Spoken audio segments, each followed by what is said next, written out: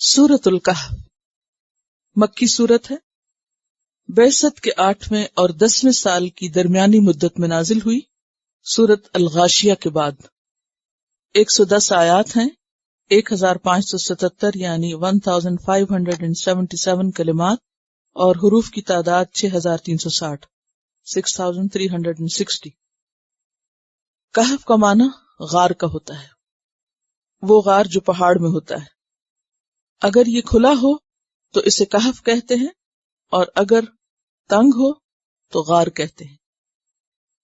تو غار کا لفظ بھی دراصل عربی میں استعمال ہوتا ہے، لیکن غار اور کہف میں تھوڑا سا فرق ہوتا ہے۔ ہم نے دیکھا کہ سورۃ الاسراء کا آغاز سبحانہ سے ہوا، سبحان الذی اسریٰ بعبدہ، اختتام الحمدللہ پر ہوا۔ اس سورت کا آغاز الحمدللہ سے ہو رہا ہے، اور اس کے علاوہ سورۃ الفاتحہ، الانعام، سبا اور فاطر کے شروع میں بھی الحمدللہ کا لفظ آتا ہے، یعنی اللہ کی تعریف۔ اور قرآن حکیم میں کل 38 یعنی 38 ٹائمز الحمدللہ کا لفظ آیا ہے۔ جیسا کہ آپ دیکھ رہے ہیں کہ سورت مکی دور کے تقریباً تیسرے دور میں نازل ہوئی، یعنی 8ویں اور 10ویں سال کے درمیان میں۔ یہ وہ وقت ہے کہ جب آپ صلی اللہ علیہ وسلم کی مخالفت شدت اختیار کر چکی تھی، یعنی آپ مشکل حالات سے گزر رہے تھے۔ سورۃ الکہف کے بارے میں احادیث میں کچھ فضائل بھی آئے ہیں۔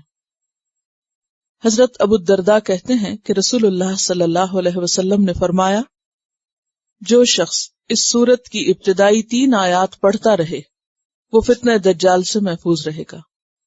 ترمذی کی روایت ہے، جبکہ صحیح مسلم کی روایت میں آتا ہے کہ جو شخص سورہ کہف کی ابتدائی 10 آیات یاد کرے تو بہتر ہے آپ لوگ بھی یاد کر لیں، وہ دجال کے فتنے سے محفوظ رہے گا۔ حضرت ابو سعید کہتے ہیں کہ رسول اللہ صلی اللہ علیہ وسلم نے فرمایا، جو شخص جمعہ کے دن سورۃ کہف پڑھے تو 2 جمعوں کے درمیان اس کے لیے نور روشن بن جاتا ہے، یعنی اس کو خاص روشنی نصیب ہوتی۔ پھر اسی طرح ایک اور روایت میں آتا ہے کہ ایک بار ایک صحابی نے سورہ کہف پڑھی، اور جہاں وہ پڑھ رہے تھے وہاں ان کے گھر میں ایک جانور بھی تھا قریب بندھا ہوا۔